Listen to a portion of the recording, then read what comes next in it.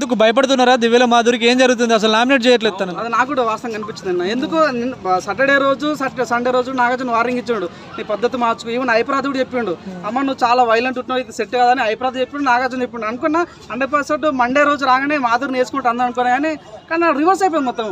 So మొత్తం అయితే మారిపోయింది. సో మేబీ అనుకుని ఉండొచ్చు అన్న, ఇప్పుడు అది మేము గెలిపితే బయటకు పోతారేమో అన్న బాధతో మేబీ పోవట్లేదు అన్న ఫీలింగ్ వచ్చింది.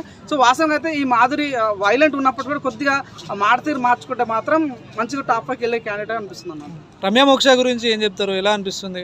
రమ్య మోక్ష ఇన్స్టాగ్రామ్ వీడియో చూసిన, సో బయట ఒక రకంగా ఉంటారు, రీల్స్ ఒక రకంగా ఉంటారు, రియాలిటీ ఒక రకంగా ఉంటారు. సో నిజంగా మనం చూసినప్పుడు ఫేస్ క్యూట్ అనిపిస్తుందా? ఎలా ఏముంది అని వాస్తవంగా అయితే ఇన్స్టాగ్రామ్ చూస్తుంటే చాలా క్యూట్ ఉంది, అందంగా ఉందని ఫీలింగ్ వచ్చింది. కానీ రియాలిటీ షోలో చూసుకుంటే బిగ్ బాస్ లో లైవ్ చూసినప్పుడు కూడా ఏంది అమ్మాయి దేవత అన్నది అసలు దేవతలాగా లేనే లేదన్న ఫీలింగ్ అయితే కలిగింది అన్న.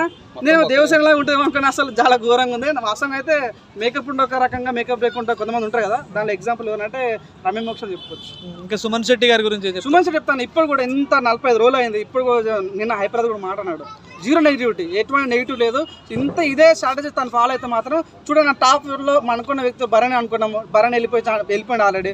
తనజు అనుకుంటే తనజు కూడా నెగిటివిటీ స్టార్ట్ అయిపోయింది. మీరు అన్నది ఇందాక ఇమానియల్కు మాస్క్ ఆడుతున్నాను. సో వీళ్ళందరికీ దక్కని ఒక అరుదైన గొప్ప ఏంటంటే మన సుమన్ శెట్టి కలిగింది.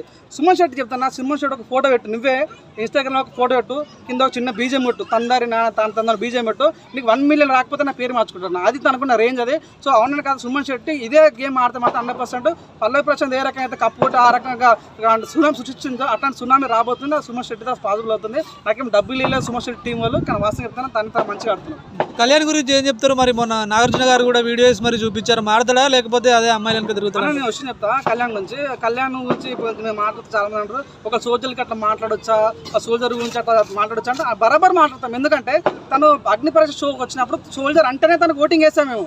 బిగ్ బాస్ పంపించాలంటే ఆ సోల్జర్ పలానా మన ఇండియన్ సోల్జర్ అని ఆయన ఓటేసాము. కానీ ఈ రోజు ఆయన చేసేది ఏందని ఏం చేస్తారు, ప్రత్యాపన చేస్తారు లోపల. ఒకరోజు రైతు చోద దగ్గర ఉంటే, ఒక తనుజ దగ్గర ఉంటాడు, ఎక్కడి వరకు సందు దొరుకుతుంది మనం ఆట స్టార్ట్ చేస్తాడు. సో నిజంగా సోల్జర్ని కాదు, మన సోల్జర్ అయినా తను ఓటేసాము. ఇలా సోల్జర్ బిహేవ్ తను చేయట్లేదు, తన గేమ్ మార్చుకుంటే బాగుంటుందని కోరుకుంటున్నాం. అంటే డేమన్ పవన్ రీతు గురించి ఏం చెప్తారు? వాళ్ళ లవ్ స్టోరీ ఒకవేళ తగ్గితే, అంటే లవ్ తగ్గితే వాళ్ళు బయటికి వెళ్ళిపోయే ఛాన్స్ ఉందా ఈ వీక్ ఏమైనా అనేది? రీతు చౌదరి కానీ డిమాండ్ పవన్ ఒక మంచి ప్లేస్ ఏంటంటే, లాస్ట్ టైం విష్ణుప్రియ అని ఒక అమ్మాయి ఉండే, తన సేమ్ స్ట్రాటజీ. విష్ణుప్రియ చాలా క్లోజ్ ఫ్రెండ్ ఎవరికి, రీతు చౌదరికి. సో విష్ణుప్రియ ఏ రకంగా అయితే గేమ్ ఆడిందో, ఒక లవ్ ట్రాక్ పెట్టుకొని టాప్ 5 వరకు ఏ రకంగా వెళ్ళాలని తనకు కోరుకుంటుందో అదే స్ట్రాటజీ. అవునని కాదన్నా చూడన్నా, సినిమాలు ఎట్లుంటాయంటే లవ్ స్టోరీ ఉంటే, నాని అన్న గురించి మాట్లాడుకుంటే, నాని అన్న ఫస్ట్ నుంచి కూడా ప్రతి సినిమా లవ్ స్టోరీ ఇచ్చినాడు. 20 సినిమాల దాకా నాని లవ్ స్టోరీ ఒకటి ఫ్లాప్ కాలేదు. సో లవ్ స్టోరీ నమ్ముకుంటే సినిమా హిట్ అయితే నమ్మకంతో, ఇప్పుడు విష్ణుప్రియ అయితే ఏ రకంగా చేసిందో రీతు చౌదరి అదే రకంగా చేస్తుంది అనమాట. ఈ లవ్ ట్రాక్ కొట్టుకోవడం వల్ల కొన్ని సినిమాలు ఫ్లాప్ అయితే, కొన్ని సినిమా అట్ట ఫ్లాప్ అవుతాయి. సో ఈ రకంగా విష్ణుప్రియ సక్సెస్ అయినప్పుడు కూడా రీతు చౌదరి అయితే డిజాస్టర్ అయింది, ఫ్లాప్ అయింది. ఇక్కడ నుంచి ఆయన ఆ లవ్ స్టోరీ బంద్ చేస్తే, ఆ లవ్ స్టోరీ వల్లే డిమాండ్ పవన్ లోపల ఉన్నాడు, ఆయన ఎవరు కూడా తెలియదు వాస్తవంగా. సో కానీ ఈరోజు తను ఉండడానికి కేవలం ఆ లవ్ స్టోరీ వల్లనే. ఆ లవ్ స్టోరీ బంద్ అయితే మాత్రం డిమాండ్ పవన్ వెళ్ళిపోతాం 100%. ఆయేషా గురించి ఏం చెప్తారు? ఆయిషా అయితే నాకైతే కొద్దిగా జెన్యున్ కనిపించింది అన్న. ఎందుకంటే తను మాట ఇచ్చింది, నేను బిగ్ బాస్ వెళ్తే మాత్రం 100% బాండింగ్ కట్ చేస్తాను. తను వెళ్ళగానే ఫస్ట్ వీక్లోనే ఆ భరణితో తన లవ్ ట్రాక్ లేపేసింది. తనుజకి ఇమానియల్ లవ్ ట్రాక్ కట్ అయిపోయింది. సో అన్నదమ్ములు, అమ్మ నాన్న మాటలు అన్నీ బంద్ అయిపోయినాయి. సో వాస్తవంగా అయితే బిగ్ బాస్కి ఎందుకు పోతారన్న? అక్కడ ఫోన్లు ఉండవు, సెల్ ఫోన్స్ ఉండవు, పేపర్ ఉండదు, బయట న్యూస్ ఉండదు. అట్లాంటి బిగ్ బాస్ నేను నేర్చుకుంటాను అనేది ఇంపార్టెంట్. సో అట్లాంటి బిగ్ బాస్ షోకి వెళ్ళిన తర్వాత తను ఏ రకంగా గేమ్ ఆడాలనేది ప్రజలకు నేర్పిస్తుంది. ఆయుష్ కూడా పాయింట్ మాట్లాడుతుంది. తను నిన్న కూడా నామినేషన్ సేవ్ అవ్వడం చాలా బాగా అనిపించింది. ఇట్లాంటి చూడన్నా, మన ముందు తను చొక్కితే చాలా అందంగా ఉంది, చాలా అందంగా ఉంది అనుకున్నాం, కానీ ఆయుష్ కూడా చాలా అందంగా ఉంది. తను తమిళ్ బిగ్ బాస్ ఆడింది, ఇదే స్పీడ్తో మంచిగా ఆడితే మంచి ఉంటామని కోరుకుంటున్నాం. సో హైపరాది అన్నారు టైటిల్ విన్నర్, లేడీ విన్నర్ అయ్యే ఛాన్స్ ఉందని, అది నిజమే అవుతుంది అంటారా?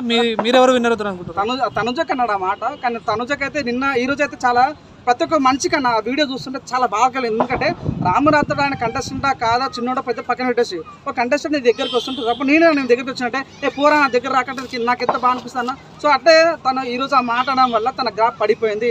సో మనుషులకు రెస్పెక్ట్ ఇచ్చే విధానం తను మర్చిపోయింది.